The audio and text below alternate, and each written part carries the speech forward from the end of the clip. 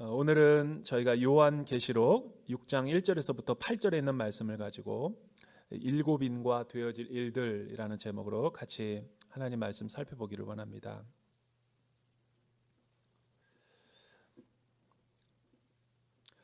저는 예전에 저희 아주 어렸을 때인데 가족과 함께 이 고모네 집에 놀러 갔다가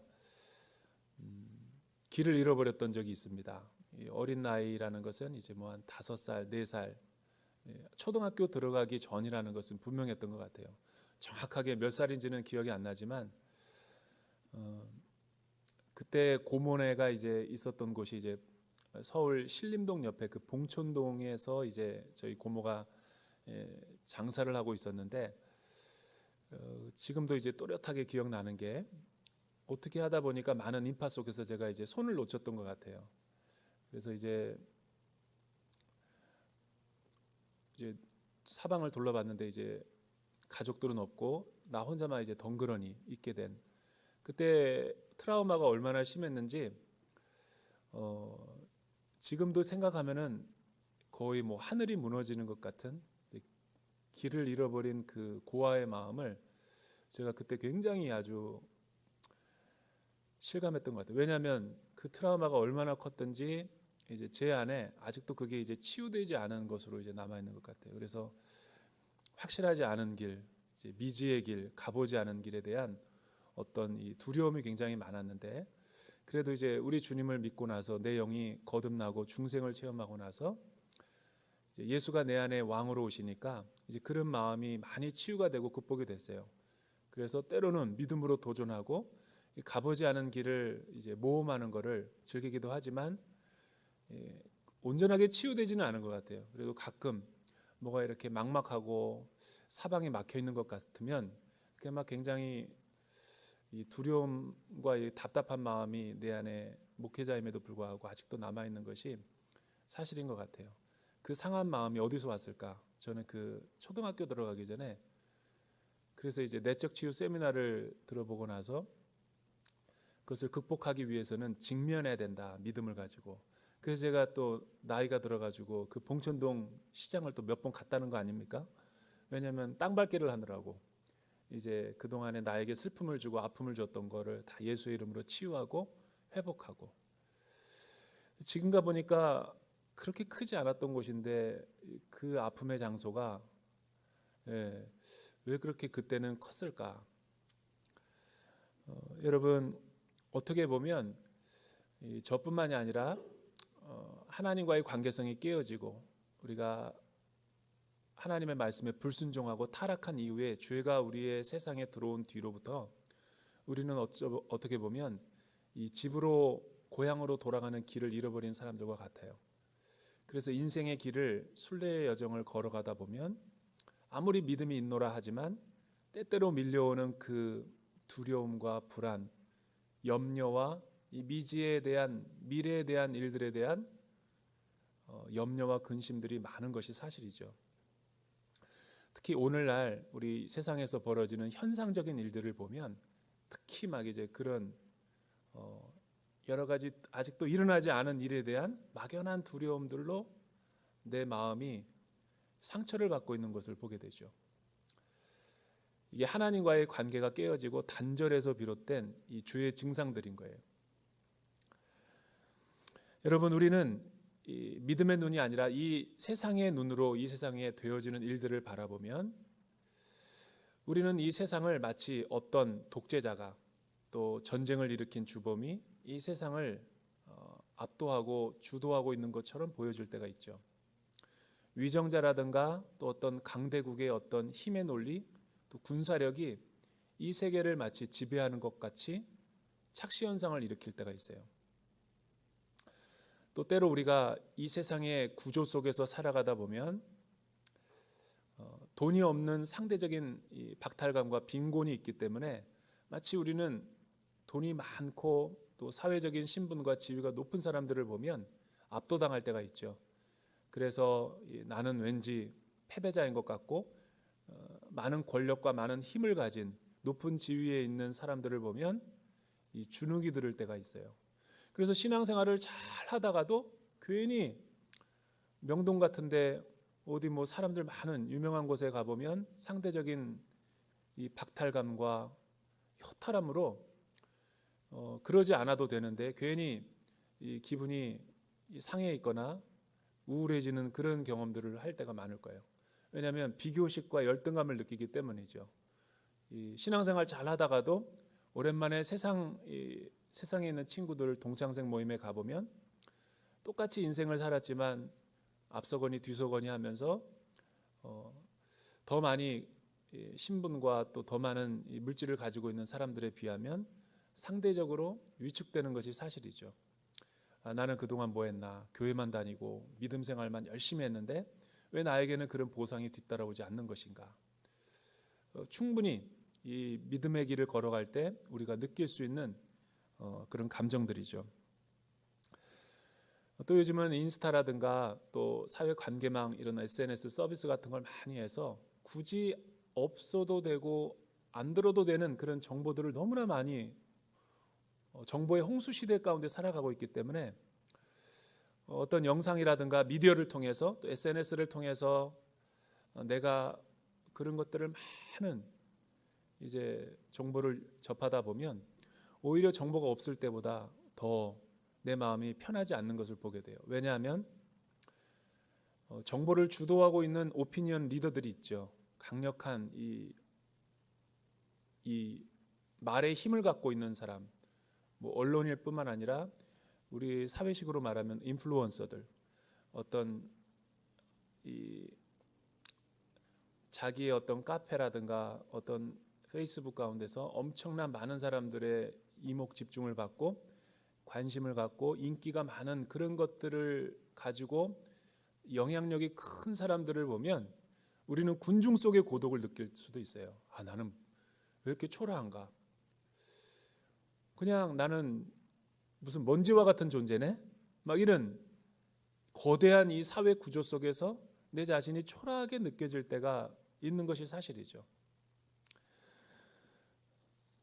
그러나 여러분, 사실은 오늘 말씀을 우리가 살펴보게 되면 이 세상의 많은 정치인들과 또 팬덤을 얻고 있는 연예인, 그리고 또 많은 물질을 소유하고 있는 그런 어떤 부유층에 있는 사람, 경제인이라든가 또 일약 스타가 된 스포츠 선수, 뭐 이런 사람들이 세계를 떠들썩하고 주도하고 있는 것 같지만 사실은 세상을 움직이는 것은 그들이 아니라 그들 뒤에서 배후에서 보이지 않는 손으로 역사의 수레바퀴를 돌리시고 또 저와 여러분의 삶을 인도하시고 또 우리와 함께 하시는 이 분이 계시죠.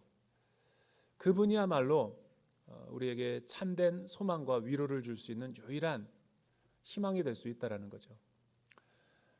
얼마 전에 그 중국에서 3연임에 이렇게 성공을 해서 이 자기를 어떤 권력에 도전하는 모든 씨앗들을 다 차단해 버리고 또 과거의 전임자들도 이름을 막 지워버리면서 자기가 마치 절대 권력을 지은 것처럼 신중국의 미래를 주도할 것 같이 막 이렇게 큰 많은 사람들의 갈채와 박수 속에서 이 연임에 성공한 어떤 정치인이 있죠. 또 중간 평가에서 또 자기가 나름 예상했던 것보다 선전해서 그런 입지를 발판을 마련한 미국의 정치인도 있죠. 또 이 두 패권 전쟁 가운데 신냉전이라는 곳에서 이 세계가 움츠리면서 약소국들은 지켜봐야 되는 그런 상황 가운데서 우리는 순간 착시 현상을 경험할 수 있어요.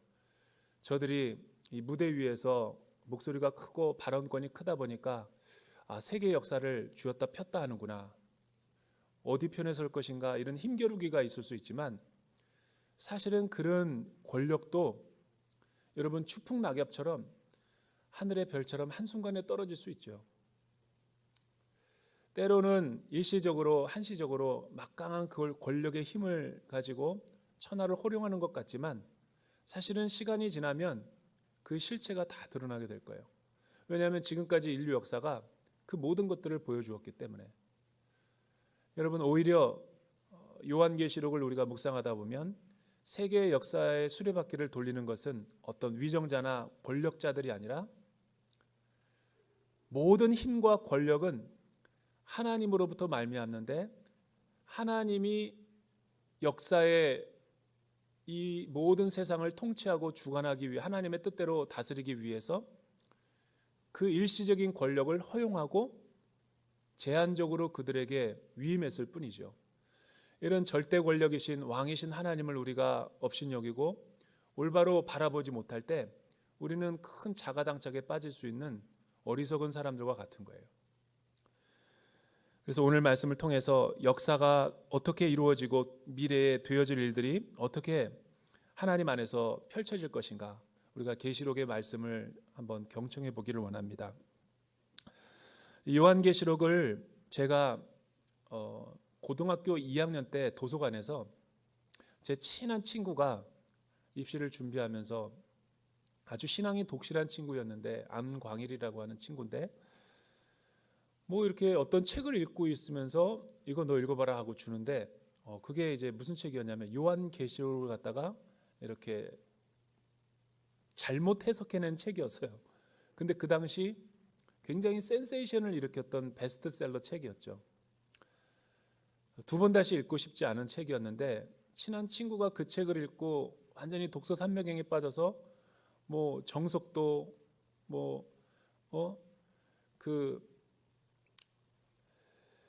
너무 오래되니까 생각도 안 나네, 영어 참고서가. 여러분, 그 정석과 또 뭐가 있죠? 성문, 성문 영어.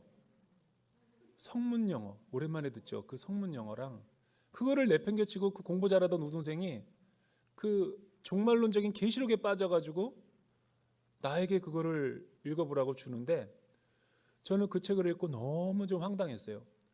왜냐하면 제가 목사가 되고 나서 이 계시록을 주석을 이렇게 보고가면서 서로 잘 주해를 해가면서 이렇게 말씀을 강론하면서 읽어보니까 너무 말도 안 되는 내용인 거예요.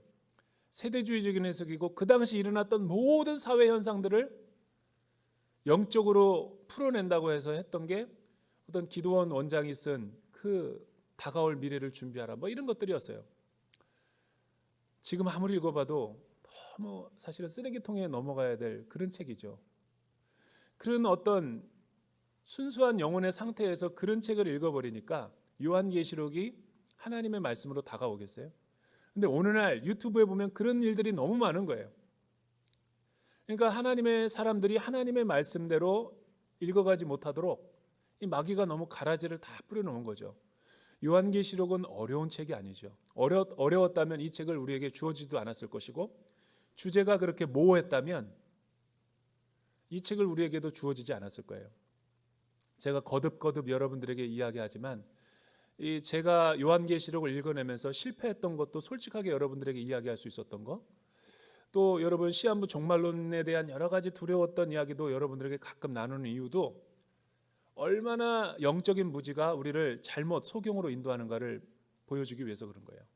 오늘 이렇게 제가 지금 이 마지막 장까지 끝까지 이 설교를 강론하는 그런 이 프레임은 복음주의적, 아주 그 영적으로 교회가 2000년 동안 해석했던 그 길대로 여러분들에게 안내하는 거예요.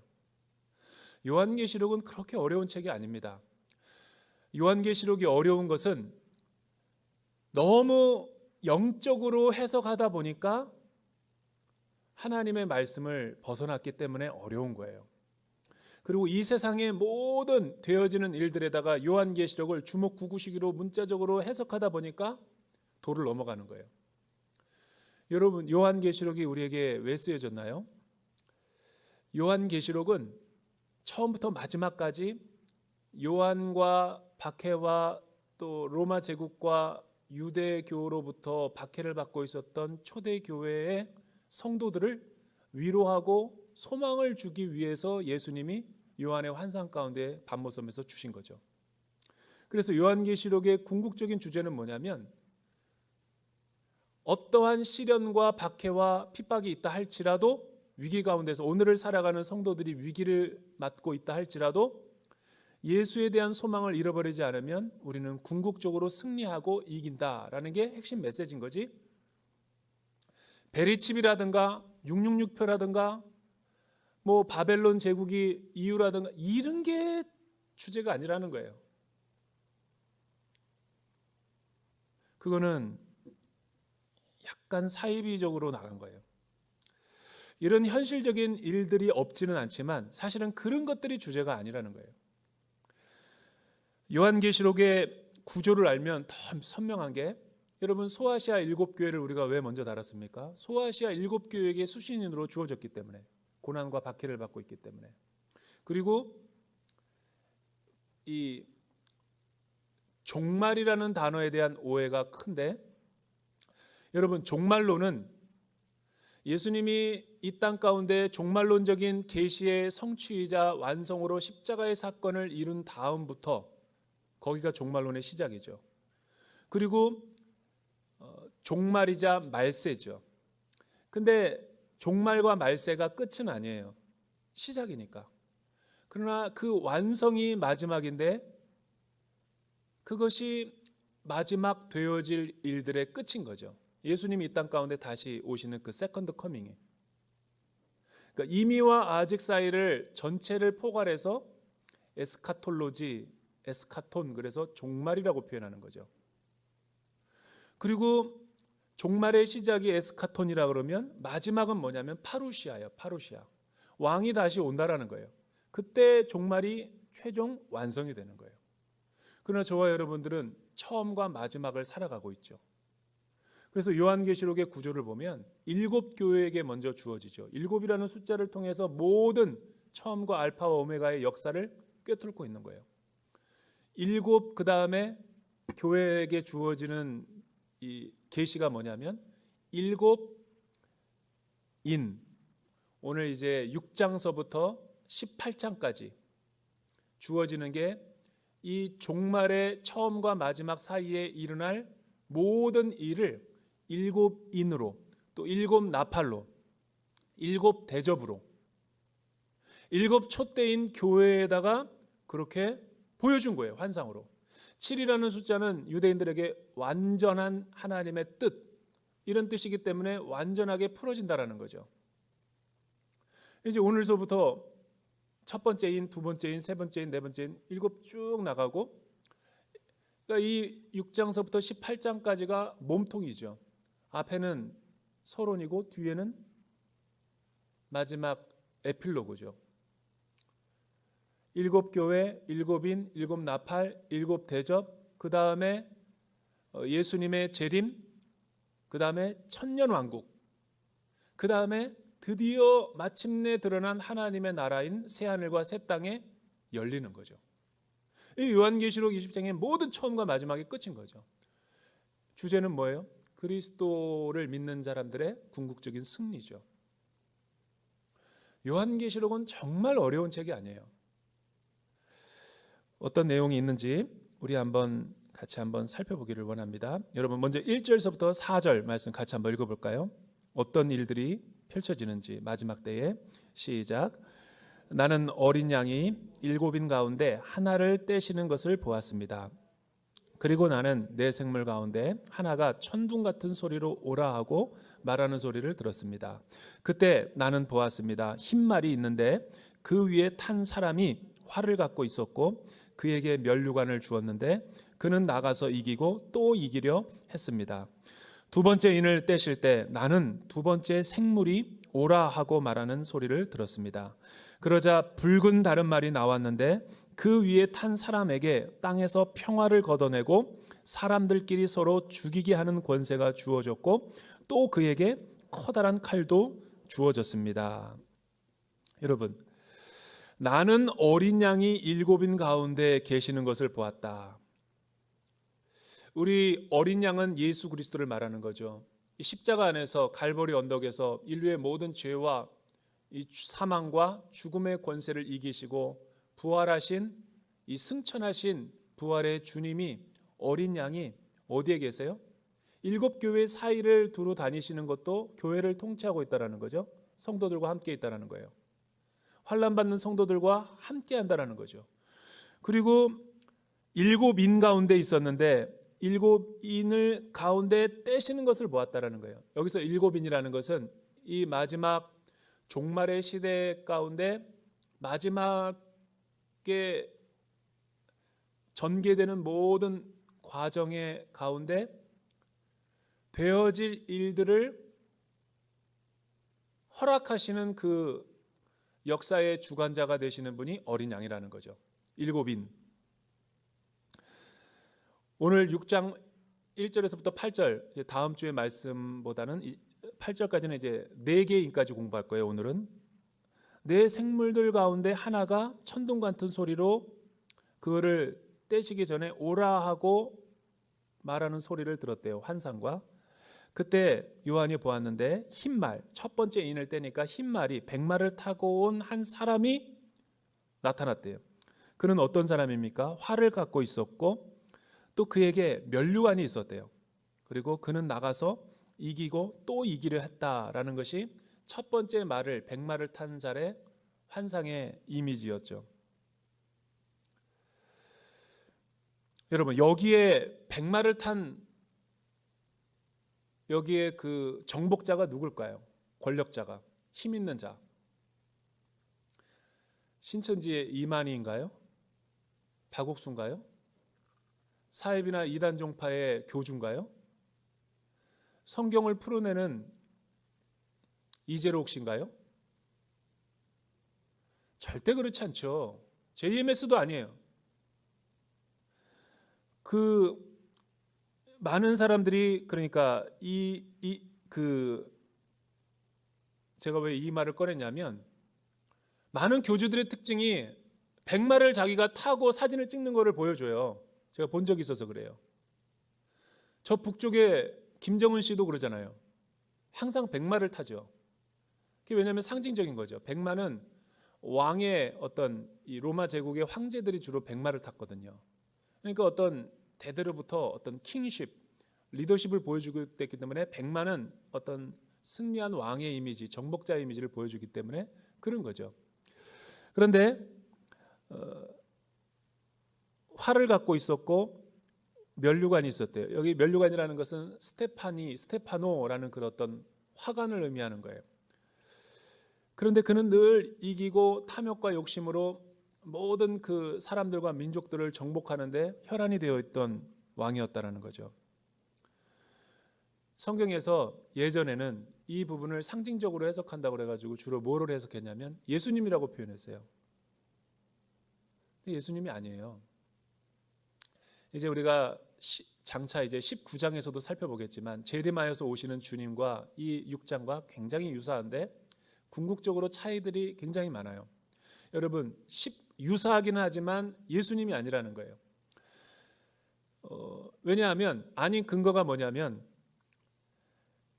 이 거짓 메시아 되는 사람이 흰말을 타고는 있지만 비슷한 메시아의 모습으로 전 세계를 통치하고 있는 것 같은 모습으로 등장하지만 손에 들린 건 활이에요. 활. 전쟁의 신. 그러나 여러분 19장에 오시는 재림하시는 재림주의 모습은 그 입에서 나오는 검은 성경에서 말씀을 의미하죠.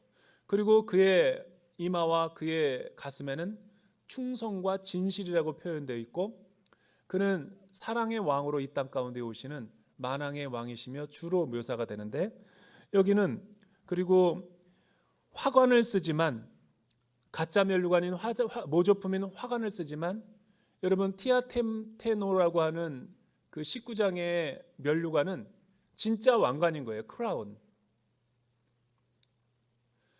그러니까 그리고 또 6장에서의 백마 탄 왕은 이기려고 하고 또 이기려고 하고 계속 민족을 침략하고 침공하면서 제국을 삼으려는 인본주의적인 왕의 냄새가 풍기죠. 여러분 예수님은 이미 이기셨어요. 이미 왕이시라고요. 승천하시고 존귀한 승귀를 하신 만왕의 왕이신 거예요. 그 예수님은 심판주의고 구원주의고 또 만왕의 왕으로 이 땅 가운데 오시는 거지 또 어떤 일을 집행하거나 실행하기 위해서 오는 집무관이 아니라는 거예요.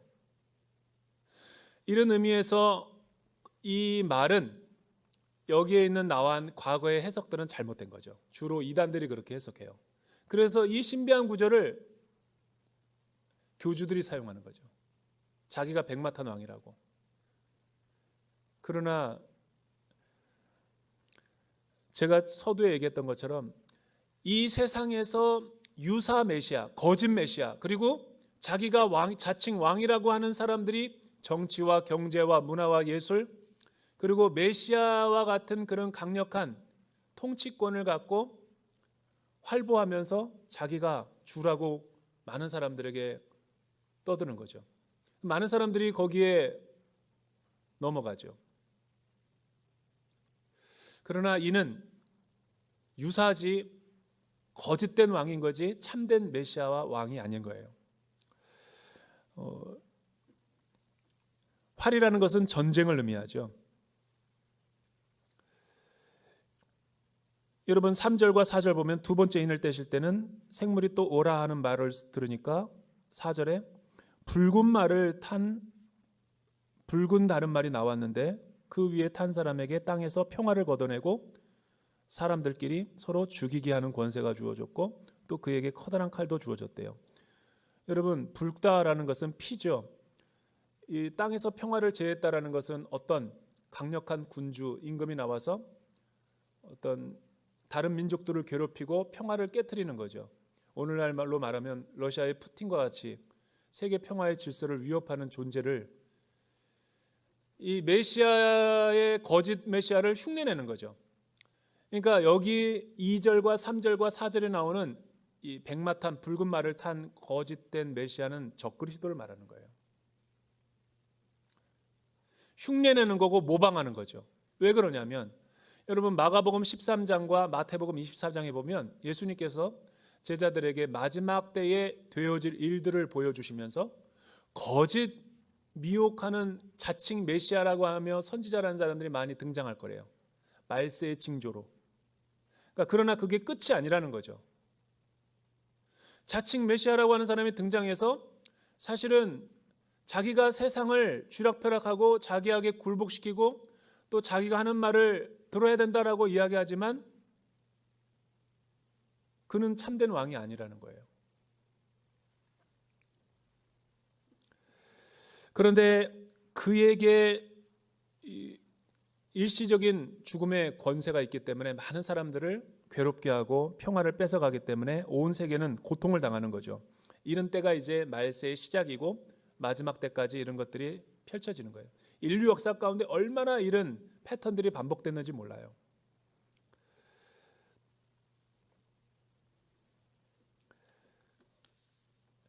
여러분 두 번째는 세계 정복자들이 전쟁을 일으키는 것이 말세의 첫 번째 징조고 두 번째는 전쟁으로 인해 기근이 시작되는 거죠. 5절과 6절 한번 읽어볼까요? 시작. 세 번째 인을 떼실 때 나는 세 번째 생물이 오라 하고 말하는 소리를 들었습니다. 그때 나는 보았습니다. 검은 말이 있는데 그 위에 탄 사람이 손에 저울을 들고 있었습니다.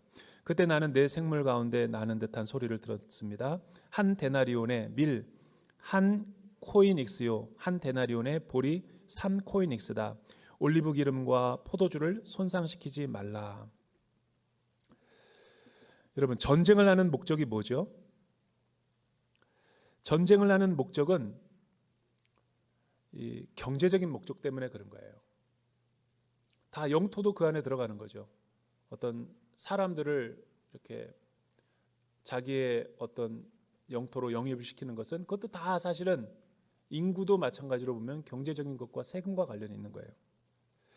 그런데 5절과 6절을 보니까 세 번째 인을 뗄 때 어떤 말이 등장했냐면 검은 말, 그리고 그 위에 탄 사람은 손에 저울을 들고 있었대요. 저울이라는 것은 우리나라에서야 검찰과 공정과 정의를 이야기하는 저울추로 사용하지만 고대 세계에서 저울이라는 것은 경제의 지표를 나타냈거든요.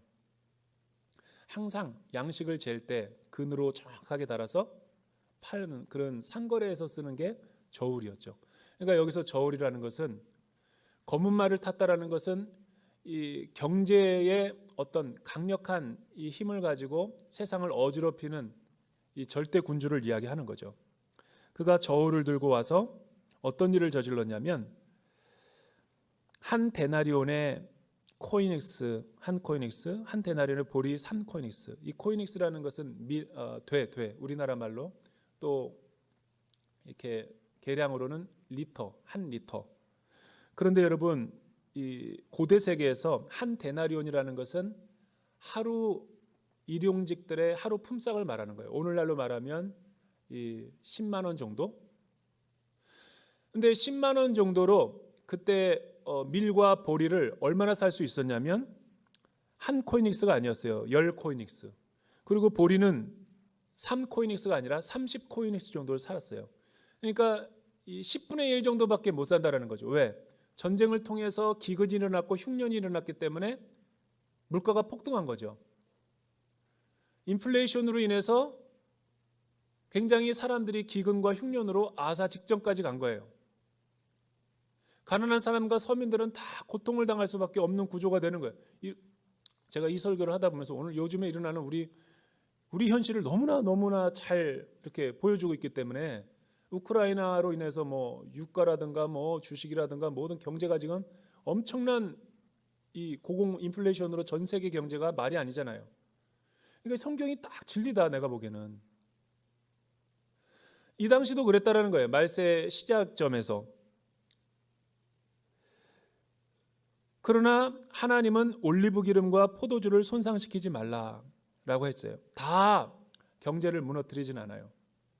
올리브 기름과 포도주는 다 손상시켜서 온 경제를 갖다가 무질서하게는 하지 않는다. 그러니까 말세가 시작된 건 사실이지만 종말의 끝은 아니라는 거죠. 말세 때에 이런 일들이 비일비재하게 일어날 것이다 라는 것을 지금 예표를 하고 있는 거예요. 이런 일들은 오늘날에도 일어나지만 여러분 과거에도 엄청나게 2000년 동안 많이 일어났어요. 그러니까 예수님이 뭐라고 말해요? 이런 일을 보거든 동요하지 말라고 그러잖아요.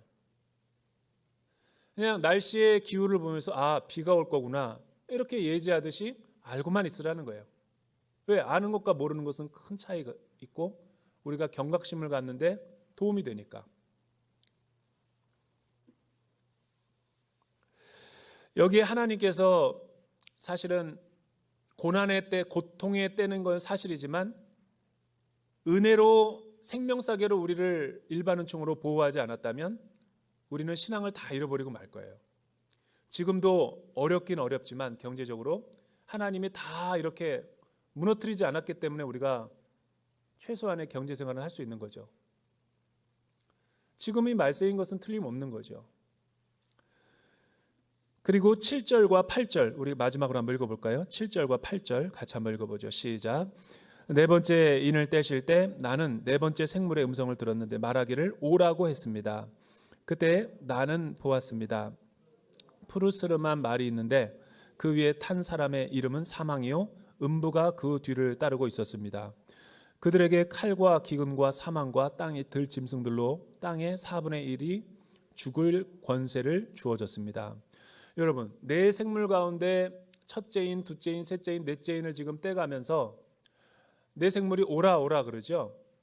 내가 아까 전에 그게 19장에 나오는 거는 참 메시아 우리 주님 예수 그리스도를 말하고 이 6장에 나오는 것은 거짓된 메시아를 흉내내는 모방하는 이 세상의 임금들과 영향력 있는 사람들. 왜냐하면 오라 그랬을 때 우리 주님이 생물의 말을 듣는 건 아니잖아요. 왜냐하면 승리하시고 승귀하신 하나님의 아들로 이제 인정을 받았는데 심판주로 장차 오실 것이지 뭐 이래라 저래라 하는 거를 천사들의 부림을 받아가지고 종이 되는 건 아니죠.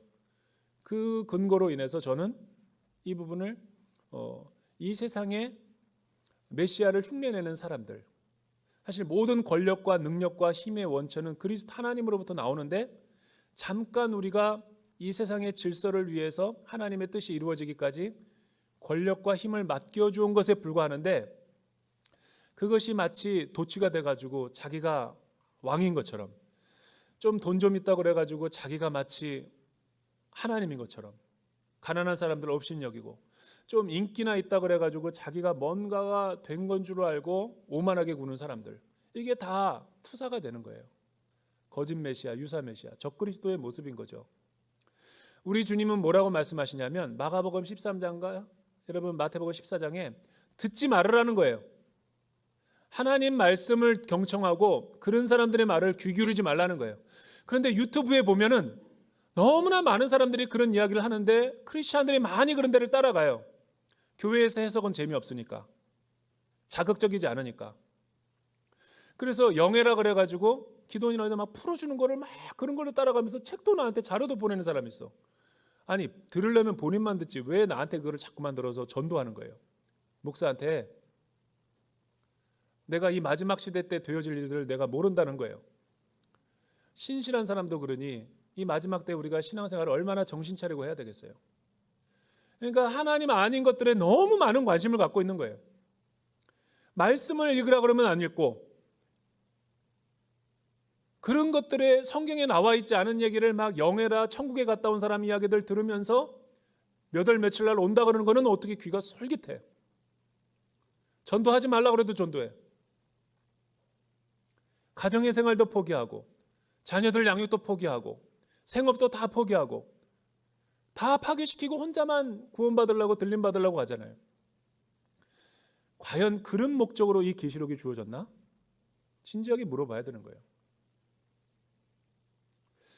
거듭 말하지만 이 계시록이 쓰여진 반모섬의 요한의 계시의 목적은 뭐냐면, 이 세상에 거짓된 소식과 환난과 박해와 칼이나 적신이나 또 어떤 독재자의 위협이라 할지라도, 내 생명을 잃어버리는 순간이라 할지라도 그런 말들에 속지 말라. 왜냐하면 이 눈에 보이는 세상은 잠깐 있다가 사라지는 안개요, 풀의 꽃과 같은 허망한 권력이니까, 부활하신 주님, 이제 우리가 계시록을 살펴보겠지만 그 단장한 신부 앞에 나오는 신랑의 모습으로 이제 정말 장엄하게 나타나실 진짜 충성이요 진실이신 그분이 곧 오시거든요. 그 모습을 보고 우리가 하나님 나라에 입성하는 거예요. 그 퍼레이드를 보여주는 거지, 이 한 구절 갖고 모든 요한계시록을 해석하는 것은 너무 억지 해석인 거죠. 그리고 요한계시록은 복된 소식이지 복음인 거지, 그렇게 어떤 무섭고 부정적인 일들, 그래서 더 이상 다시 오실 주님을 바라보지 못하게 하는 사이비 이단들의 해석이 아니라는 거예요. 여러분, 네 번째 마지막 말은 어떤 말이었어요? 청황색 말, 검푸른 말이었대요.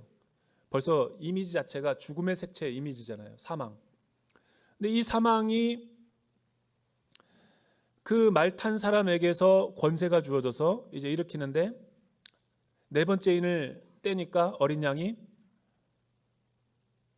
칼과 기근과 사망과 땅의 들짐승들로 인해서 이제 죽음이 이 땅의 4분의 1을 삼켜버린다라는 건데, 여기에서의 사망은 사실은 모든 게 연결이 되어 있어요. 여러분, 전쟁이 일어나면은 인플레이션이 일어나고 경제가 망가지고요, 기근이 일어납니다. 보시잖아요. 이 기근이 일어나게 돼 있어요. 사람이 죽으면. 그리고 전염병이 횡행하거든요. 그러니까 이게 말세에 일어날 일들인 거예요. 그런 의미에서 코로나도 그런 하나의 징표라고 할 수 있는 거죠. 근데 코로나만 일어났던 것이 아니에요. 역사적으로 중세 흑사병도 여러분 유럽의 인구의 반 이상을 사망케 했는데, 이거를 코로나만이라고 해석하면 곤란하죠. 그러나 이거는 하나의 징표인 거죠. 4분의 1이 죽일 권세가 풀어진다라는 거예요. 인류 역사 가운데. 그러나 여러분, 이 역사의 주관자는 누구예요? 어린 양. 처음부터 마지막이 어린 양이에요. 어린 양. 거짓 메시아가 아니라는 거예요. 우리를 위협하는 로마의 황제가 칼이 아니라는 거예요. 다른 나라를 침공한 독재자가 아니라는 거예요. 어린 양이 그거를 한시적으로 허용을 하지 않았더라면 그런 일도 일어나지 않았죠. 이제 되어지는 일들을 통해서 우리가 깨닫는 것은, 지금이 점점 날씨가 흐려지는 거 보니까 비가 오겠구나. 또 여러분, 이 가을이 오니까 이제 다음 계절은 시즌은 겨울이 오겠구나. 엔드타임이 오겠구나 라는 걸 우리가 분별할 수 있는 거죠. 그러기 위해서 이런 표징과 표적이 주어지는 거죠.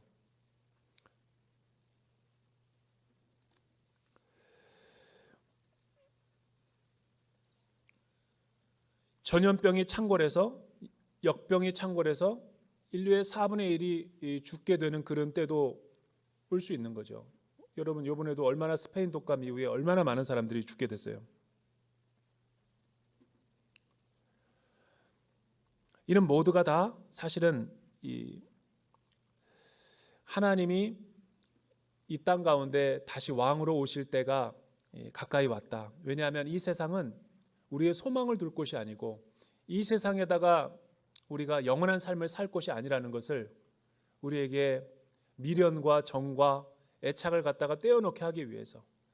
그런데 이런 사인과 표지를 보고도 여전히 이 세상에 남아서 정착하려고 그러고 이 세상에서 뭔가를 내가 이뤄보려고 그러고 하나님 나라와 관련 없는 나의 일상과 경제와 생업과 자녀 양육과 여러분 수험생의 어떤 수능 시험이 공부가 중요한 것은 사실이죠. 일시적으로. 그러나 영원한 것은 아니에요. 그거가 붙고 떨어졌다 그래가지고 그게 나의 영원한 삶과 그렇게 큰 영향을 미치는 것은 아니라는 거예요. 지금 내가 이 순간을 살아가려고 하다 보니까 오늘을 살아가는 나에게 너무나 크게 다가와서 그런 거지. 지금 내가 아무리 어려운 이 내 외적인 어려운 이렇게 환경 속에서 있는 사람들 있잖아요. 고난과 시련과 역경, 뭐 사업에 실패했든지 가정이 깨어졌든지 그리고 내가 육신의 질병으로 고통당하고 있든지 그건 나에게 엄청난 고통이고 시련이지만 그 예수를 믿는 사람들에게 그 고난과 시련과 고통과 궁핍이 하나님의 나라를 바라보지 못할 정도로 영원한 것은 아니라는 거예요. 그래서 여러분 왜 반모섬의 요한에게 환난당하는 초대교인들에게 이 계시의 메시지가 주어졌어요? 우리가 이 세상을 살아갈 때 어떻게 진정한 위로와 소망을 받을 수 있겠어요? 여러분이 어렵고 낙심하고 절망할 때 나는 아무리 좋은 친구와 친한 친구를 만나고 아무리 맛있는 음식을 먹고 아무리 여행을 다니고 아무리 내가 좋아하는 영화를 보고 어떤 것을 하더라도 일시적으로 잠시적으로 나에게 위안을 줄 수 있지만 위로를 주고 소망을 줄 수는 없어요. 그러나 여러분 나를 구원하신 분, 나의 죄를 대속하신 분, 또 나를 위해서 새 생명을 주신 분, 믿음으로 그분과 신비한 연합을 이룬 부활의 새 생명을 얻은 나의 믿음이 있는 사람이라면 이런 부활의 주님이 나와 함께 하시고 또 이 세상의 것들이 다 태워지고 썩어지고 사라져버린다 할지라도 주님만은 나와 영원히 함께 하실 거라는 이 진정한 메시지를 듣게 되면 지금 내 앞에 있는 어떠한 환난과 고난과 역경은 아무것도 아니라는 거죠. 이것만큼 우리에게 종말의 시대를 살아가는 성도들에게 위로를 주는 말이 어디 있어요? 이 하나님 나라를 바라보는 눈이 열리지 않은 사람들은 여전히 내가 그만큼 세상에 물들어 있다는 거예요. 이 세상도 좋고 하나님 나라도 좋고 이 양다리를 걸치는 사람들은 주님이 다시 오는 게 불편한 거예요. 그러나 여러분 이 세상을 살아가면서도 나의 돌아갈 고향, 본향과 집이 궁극적인 파이널 데스티네이션이 하나님에게 궁극적으로 있는 사람들은 이 세상의 것들에 그렇게 집착이 안 가요. 그러니까 이 고난은 내가 이런 것들을 판단할 수 있는 좋은 시금석이 되는 거죠. 그런 의미에서 고난은 굳이 우리의 신앙의 삶에 나쁜 것만 아니에요. 아주 밑바닥을 살아가 봐오는 사람만이 이 세상에 더덥고 또 엄청난 시련을 말로 다할 수 없는 고통을 바닥을 경험해 본 사람만이 내 영혼을 하나님께로 가까이 데려가기 때문에 고난이 우리에게 유익인 거예요. 팬데믹을 지나면서 저와 여러분들이 도전을 받은 게 뭐예요?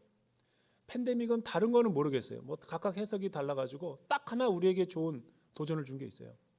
본질, 재난이 왔을 때 본질과 비본질이 무엇인가를 구분할 수 있는 영안을 줬다라는 거예요.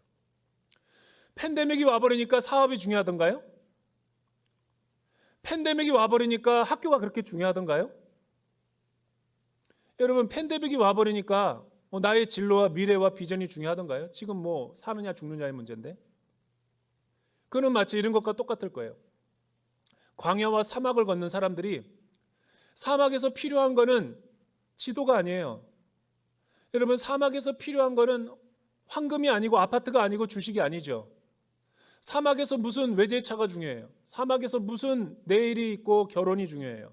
사막에서 진짜 필요한 것은 뭐냐면 생수예요. 생수, 오아시스. 물이 필요한 거죠. 물이. 재난이 마치 그와 같다라는 거예요. 재난이 와버리니까 무엇이 중요하고 소중하고 가치 있는 것인가를 정확하게 구분해낼 수 있는 기준이 생겼잖아요. 이런 팬데믹이 왔는데도 정신 차리지 못한 사람들은 더 큰 환란이 와도 깨닫지 못해요. 그런 의미에서 이 팬데믹은 하나님께서 우리에게 주시는 이 셋째 말과 넷째 말 정도의 메시지가 되는 거죠.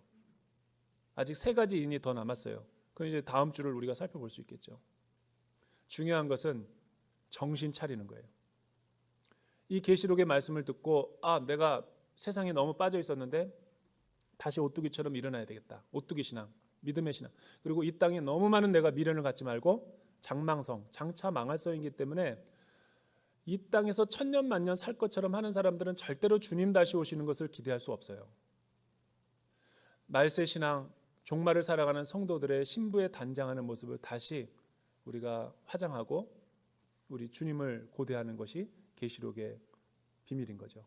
이 메시지를 가지고 저와 여러분들이 다시 한번 비상하며 날아올 수 있기를 주님의 이름으로 축복합니다.